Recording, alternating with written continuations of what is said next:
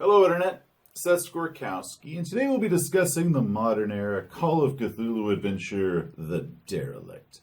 Written by Sandy Peterson and Mike Mason, which is, wow, that's some serious writing pedigree right there.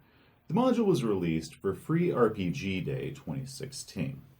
So if you missed that, you can buy a copy off of Lulu for $2.99, or you can get the PDF for free by joining Chaosium's Cult of Chaos. It's written so that players and keepers unfamiliar with Call of Cthulhu can play it.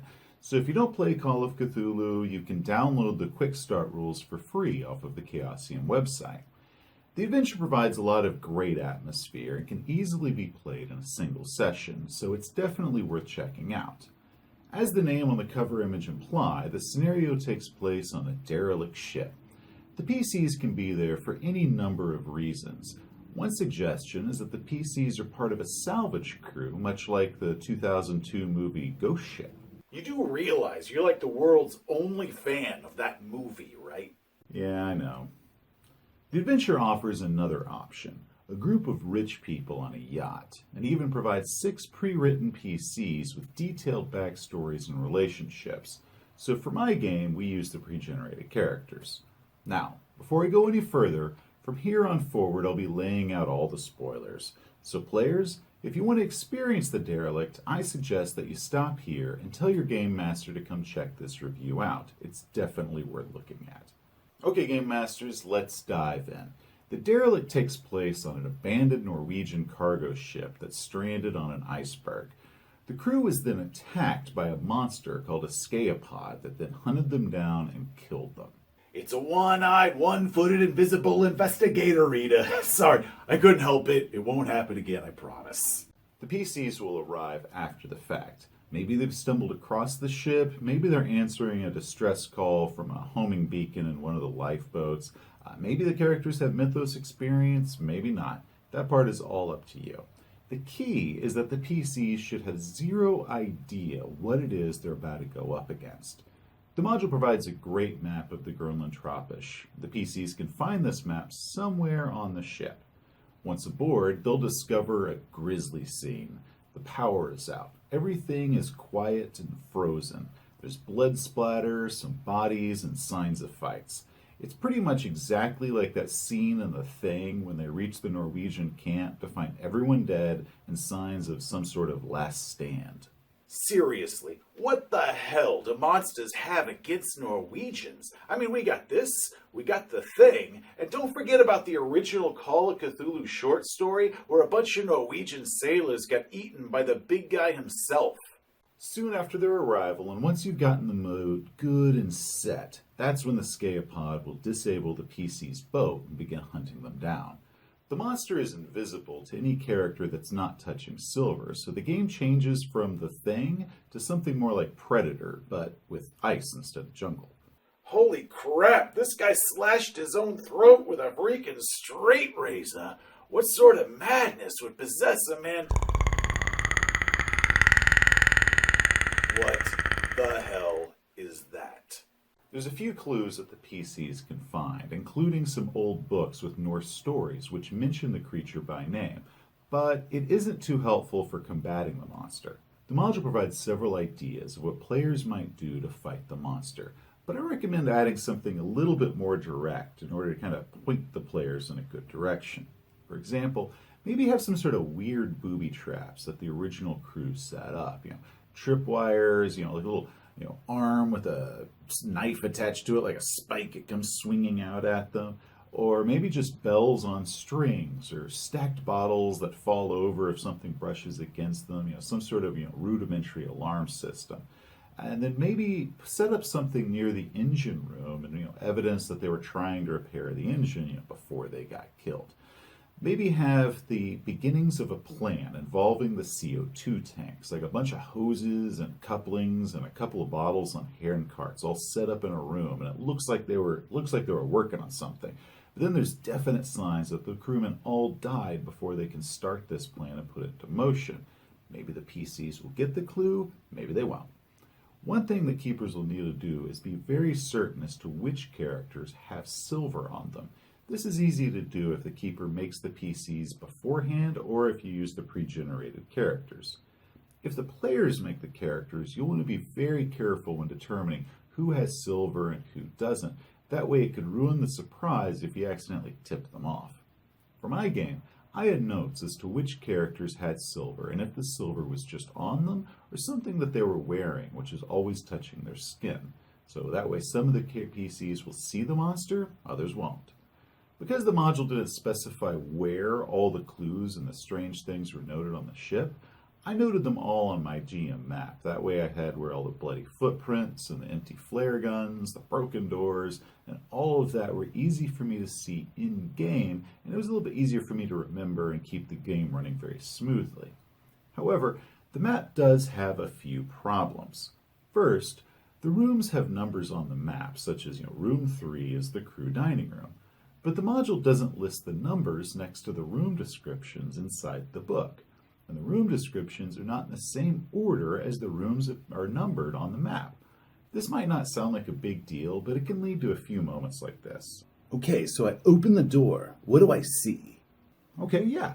So you open the door, that's room 5. And room 5 is the, captain's office. Okay, it's easy to know. 5th one. Okay, so we got crew cabins, crew lounge, chief engineer office. Cargo office. Okay, hold on. Okay, hold on. Here we go. So you open the door and what looks like a nice office. There's cabinets against one wall. On the other side, there's a large wooden desk with a little glass bottle on top, a little sailboat inside. Okay, well, what about the door across the hall? What do I find in there? Okay, yeah, sure. Across the hall, we've got room 1.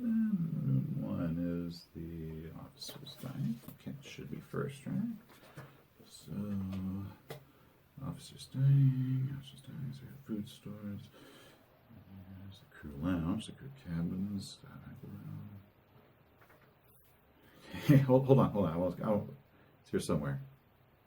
I know I've seen it. No, I've seen it. Hold on. Okay, officers, no.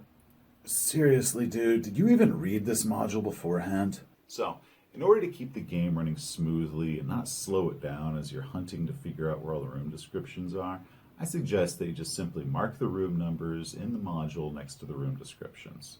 The next issue is very small and might not actually be an issue at all. But that's according to the ship's map. There is no direct way down from the ship's superstructure to the engine compartments below deck without having to walk outside.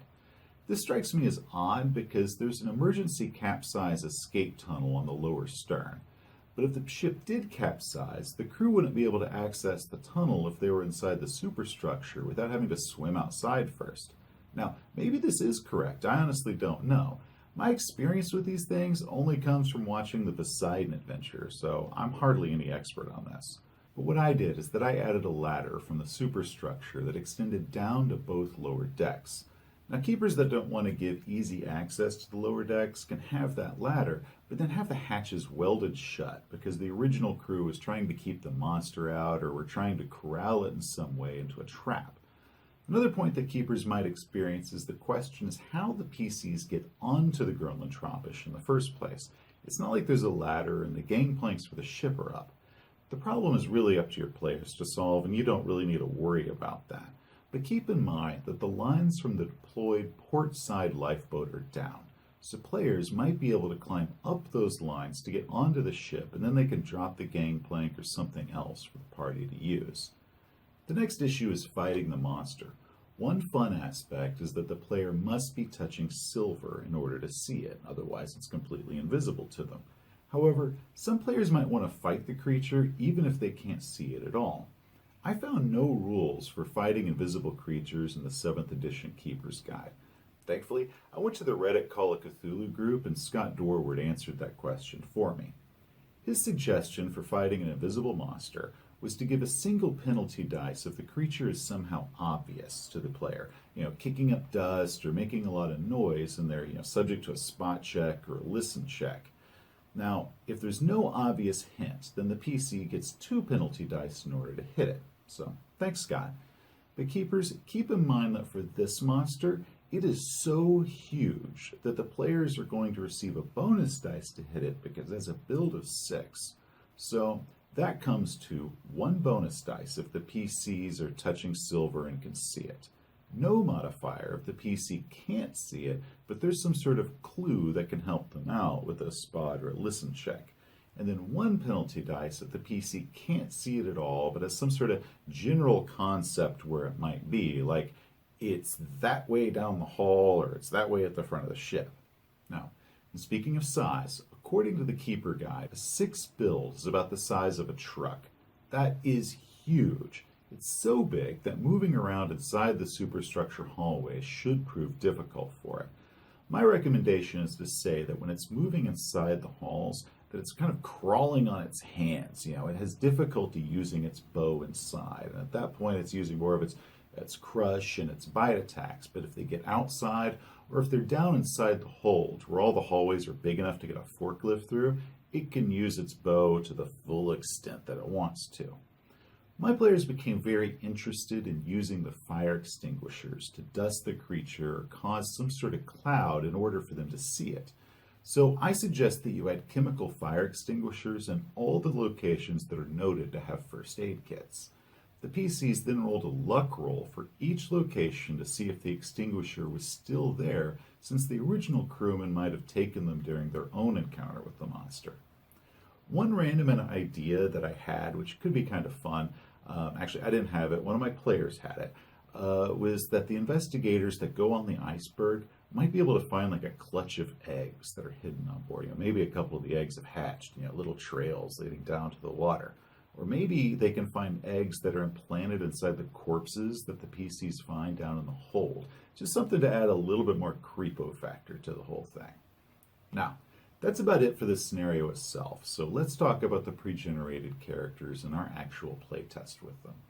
The 6 provided characters take up 1/2 of the module book, with 4 pages dedicated to each one, with detailed backstories and personal character motivations. The PCs are very well-to-do people on a luxury yacht that's traveling from Boston to Liverpool.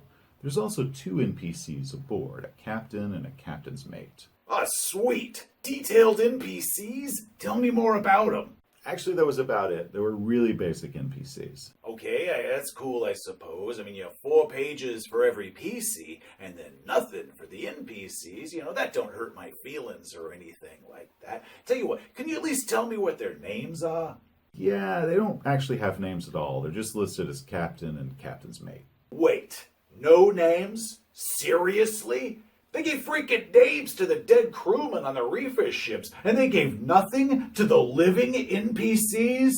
Oh, Peterson, Mason, you're killing me, guys. I get that this is a free module, and that ink costs you guys money. I respect that. But why did you have to make us total red shirts? For my game, I ran 4 players. I let them choose which character they wanted by only giving them options based off what the PC's occupation was.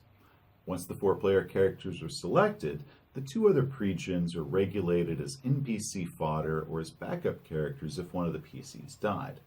I also wrote out the 2 NPC yacht crewmen on the character sheets for the same reason. This meant that I could kill a PC and then the player could just switch to any surviving non-player character until all of the NPCs were used up. One thing that I'll note is that the 2 crewman NPCs have remarkably good stats when they're compared against the actual pre-made player characters. Also, the module specifically suggests that 1 or more PCs have the engineering skill, but not one of the pre-generated PCs have engineering. However, both of the nameless NPC crewmen do, so I suggest that keepers make the crewmen possible player characters. As I said, the PCs have great backstories and motivations. Some have silver on them, so keepers can make note of that before they pass out the character sheets without accidentally tipping them off that silver is something important. I suggest that you let your player characters roleplay it up on the yacht for a while. Let them party and drink and enjoy the hot tub and do everything that they want so that their personalities are good and set before the horror begins. Oh my god, I am on a boat drinking scotch. As the NPC that always dies, this is the best game ever. Only one of the player characters actually knows about the derelict beforehand. He's been tipped off about it as a possible financial windfall due to the salvage rights. He was also specifically told to check out the captain's safe. However, the module doesn't mention the captain's safe anywhere. So keepers, before the game, you're going to want to figure out what's inside the safe. For my game, I put crew payroll and some emergency funds inside it, which came to €100,000. But really, it could be anything you want it to be. You just want to figure out what it is before the player says, I open the safe, what do I find? Another PC is said to have skeet shooting gear on them on the boat, but there was no shotgun listed on the character's weapons and inventory. I went ahead and gave him an over-under 12-gauge shotgun with 100 shells. Now, if that seems like a lot of shells to you, don't worry about it. You see, we wasted half of those shells just shooting skeet and empty liquor bottles off the back of the yacht before the real terrors started. So we got to bond as PCs, but at the same time, we wasted all our ammo. Inside the ship, the PCs are going to find a bunch of notes and hints that are written in Norwegian, such as little placards on the doors telling them what every room is, warning labels, that sort of thing. However, none of the player characters can actually speak Norwegian. What I suggest is that you give a single character a very low Norwegian skill, like maybe a 15 or a 20, just enough to give them a slight chance of understanding anything that they read.